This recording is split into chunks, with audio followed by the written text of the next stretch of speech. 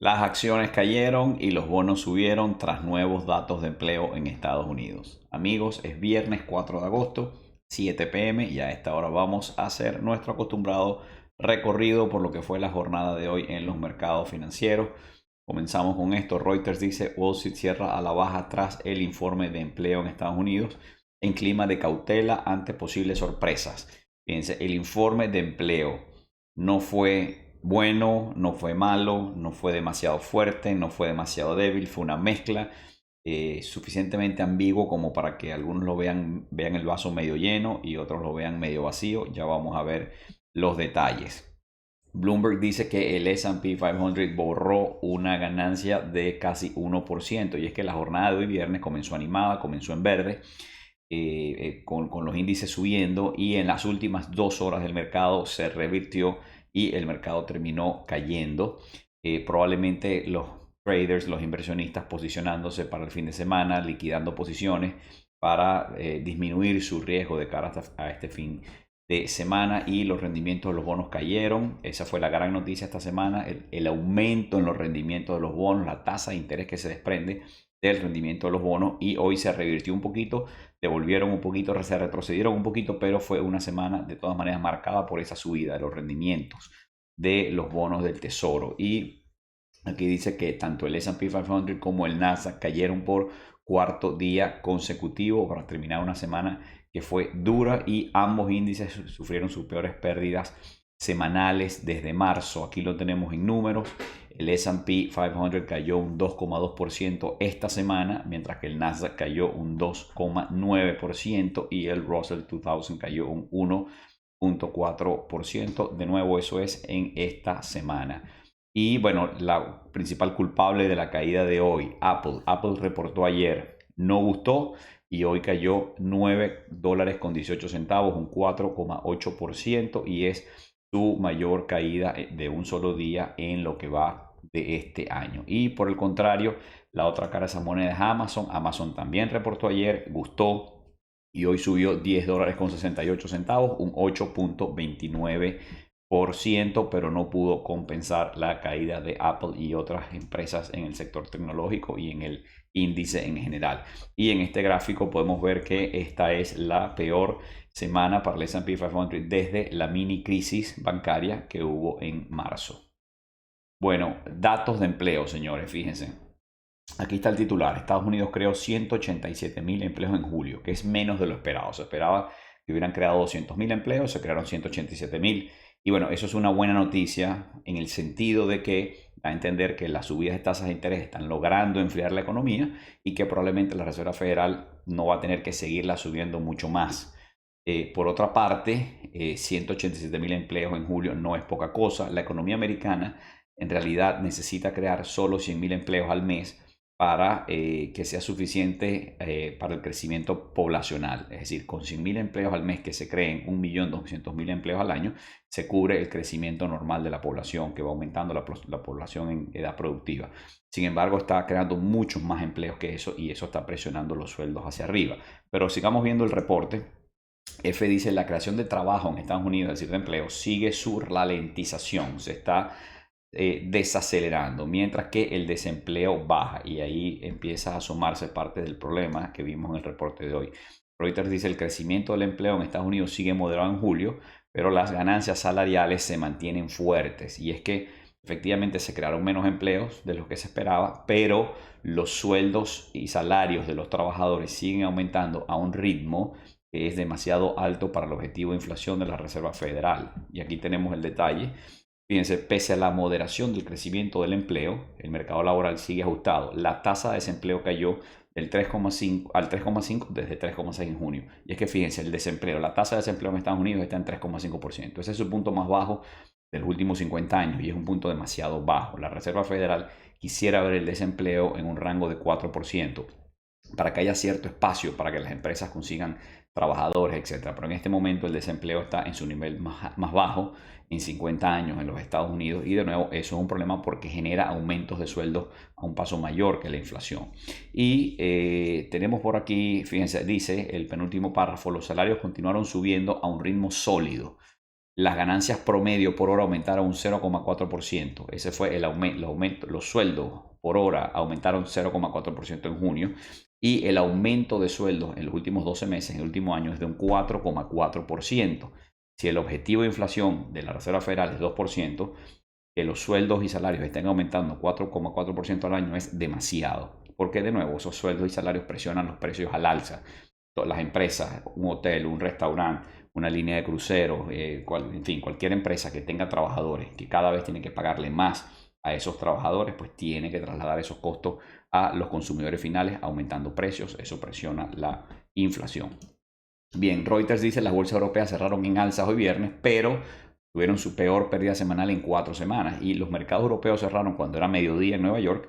La sesión en Nueva York estaba animada, los mercados estaban en subida, estaban en verde. Europa cerró en verde, pero después Nueva York cayó. Ya Europa estaba cerrada y no fue arrastrada por lo que pasó en Nueva York.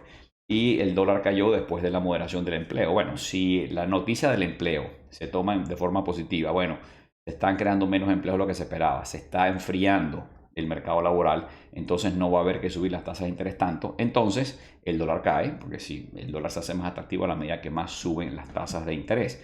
Y si el dólar cayó, aquí tenemos pues las monedas latinoamericanas rebotaron y subieron frente al dólar, obviamente, por esta expectativa que nos hace pensar que a lo mejor la Reserva Federal no va a tener que seguir subiendo tanto las tasas de interés. Y el oro también subió porque cae el dólar y caen los rendimientos de los bonos, se hace más atractivo el oro en términos relativos, siempre hablando en términos relativos. Y bueno, JP Morgan dice que está elevando su estimación de crecimiento económico para Estados Unidos y ya no prevé una recesión este año. Y efectivamente, la economía no está dando señales de recesión, todo lo contrario. La economía da señales de mucha fortaleza y ahora JP Morgan está diciendo, olvídense de la recesión. Creo que la mayoría de los economistas están pronosticando que ya no va a haber una recesión este año. La gran pregunta es cuándo va a haber una recesión, cuándo será la próxima. No, la pregunta no es si va o no va a haber recesión, porque algún día va a haber una recesión, sino cuándo va a ser y qué tan profunda va a ser. Pero pareciera que en este 2023 no va a ser. Y esta declaración del CEO de Blackstone, interesante, dice que las cifras justifican la rebaja de Fitch. Y ha habido mucha diatriba, mucha discusión por esta rebaja en la calificación crediticia que hizo Fitch de la deuda de los Estados Unidos, y yo coincido totalmente con lo que dice el CEO de Blackstone. Estados Unidos tiene que hacer la tarea, tiene que tener disciplina fiscal. Washington no puede ser una pelea permanente en el Congreso y no puede utilizar un probable impago de la deuda, de los bonos de la deuda de Estados Unidos como arma de negociación política en Washington entre los partidos. Pues para nada, Estados Unidos tiene que poner su casa financiera en orden si quiere seguir siendo la principal economía del mundo y si quiere que el dólar siga siendo la moneda de reserva, que por lo pronto lo es, señores. Olvídense de que hay otra moneda que va a competir con el dólar. En el corto plazo no existe, no hay ninguna moneda que pueda jugar el rol del dólar en la economía mundial. El yuan chino no puede jugar ese rol. China es un país subdesarrollado, con instituciones muy débiles, no es democrático y no tiene mercados financieros libres. Impone restricciones cambiarias. Es imposible para Alemania, Canadá, Japón o cualquier país poner su dinero en China, sus reservas en China, cuando en China no hay ningún tipo de garantías ni económicas ni legales. Entonces, lo que les quiero decir con esto es, Estados Unidos, el dólar está sobrado desde ese punto de vista, pero Estados Unidos tiene que hacer la tarea, tiene que poner su casa en orden para seguir manteniendo la ventaja que le da a Estados Unidos como país, tener la moneda de reserva del mundo, que le da muchas ventajas. Podemos hablar de eso otro día. Y Bloomberg dice que Argentina obtuvo un préstamo de 775 millones de dólares de Qatar para pagarle al Fondo Monetario Internacional. Y bueno, esto es una noticia, así están nuestros países, es decir, cuando uno, para pagar la deuda que tiene con la tarjeta de crédito, usa otra tarjeta de crédito, ¿verdad? Uno está en problemas. Y aquí Argentina, bueno, no son tarjetas de crédito, pero para poder ponerse al día con el Fondo Monetario Internacional, le pidió prestado a Qatar. Entonces pidió dinero prestado para pagar otra deuda. Hace ver que no están bien las cosas en Argentina. Bueno, Argentina está a pocos meses. En octubre hay elecciones presidenciales y aquí básicamente están corriendo la arruga, ganando tiempo. Le tocará al nuevo gobierno, al próximo gobierno de Argentina, poner orden en la casa macroeconómica, en la macroeconomía y en los números, en las cuentas fiscales de Argentina. Bueno, amigos, les recuerdo suscribirse a mi canal. Allá hay una forma que además le digan a YouTube que les avise cada vez que coloco un video nuevo para que lo puedan ver y darle like a este video. Estos son los cierres de las bolsas de hoy, que el día, la jornada, como les decía, estuvo más o menos animada, aunque todas las bolsas del mundo cerraron antes que Nueva York y Nueva York se revirtió en las 2 últimas horas. Tokio arriba, Hong Kong arriba, Shanghai arriba, solamente Seúl cayó en Corea. Todas las bolsas europeas arriba, Londres, Frankfurt, París, Zurich y Madrid, todas subiendo. Y en nuestro continente, Sao Paulo abajo, pero Buenos Aires y Ciudad de México arriba. Y en Nueva York, los principales índices cayendo. El S&P 500 un 0.53 abajo, el Nasdaq un 0.36 abajo, el Russell 2000 un 0.2 abajo. La volatilidad subió, recordemos que había estado muy baja y la volatilidad viene subiendo, hoy aumentó un 7%, quedó en 17,10 y es normal, ha regresado un poquito, no es que hay nerviosismo en los mercados, pero el exceso de tranquilidad y confianza que había esta semana se vio un poquito afectado. Los bonos del tesoro bajaron, pero durante la semana subieron.